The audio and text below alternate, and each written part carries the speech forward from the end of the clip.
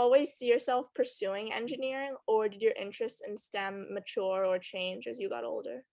I did not see myself doing this. When I was um, in high school, I wanted to be an architect. And then I sort of learned the realities of that, and it was not the romanticized idea that I had. So I sort of was looking around, kind of got into finance accidentally, did that for like 6 years.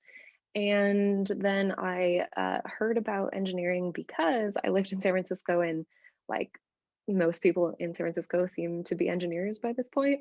And so, like, a lot of my friends were, and I had this one friend, and she was an engineer, and she would talk about like her companies that she was working at, and also we both kind of nerded out over like logic puzzles and stuff.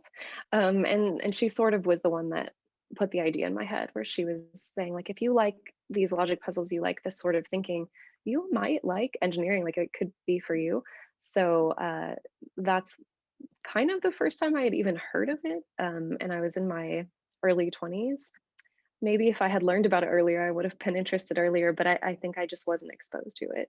Did you have an experience or a moment when you first realized that you wanted to spend the rest of your life doing engineering? And if so, how did this make you feel? And I know that, I mean, you just said that you weren't always interested in becoming an engineer and that it wasn't didn't happen until later, but maybe like once you started doing engineering, was there something that really cemented in your mind as like a specific time when you realized, oh yes, this is what I want to do?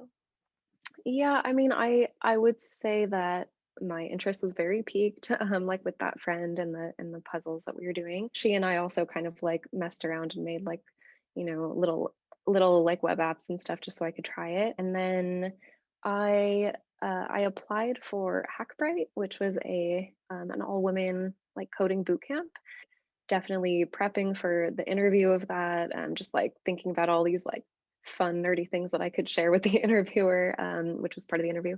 And also just going through that, I it really solidified things where I was like, okay, this is sort of a chance I took. I quit my job and I went to this boot camp, but as I went through it, it was just like 10 weeks, and over those 10 weeks I was really feeling like, okay, like I can do this. This is very cool. It feels really like satisfying when you finally figure something out. It's also super frustrating a lot of the time, but it's so like it's the reward of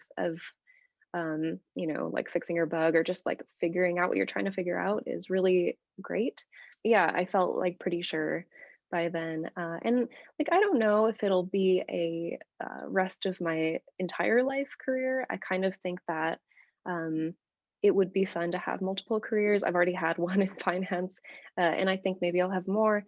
But the nice thing is, even if I do go off and try something different, like maybe something kind of artistic or some random passion, that it will be here and it will be like something that I could jump back into, and I know I really love it. So it's just like kind of given me the financial stability to maybe like pursue these other passions. Maybe I just do them on the side. I don't know, but I think I will always have like some tie to tech, whether I'm making like a personal app on the side, or just like I don't know, mentoring people. I feel like I'll always be somehow involved. And what you were saying before about coding being frustrating, I can completely agree with that. I mean, when I was doing coding for school and I had a problem or I had a bug or something, it would drive me insane trying to figure out what was wrong with it. And a lot of the time I just wouldn't know. So I'd have to try a bunch of different things. But you're right, like figuring it out and being able to finally do what you want your app to do or your coding thing to do is really, really satisfying. So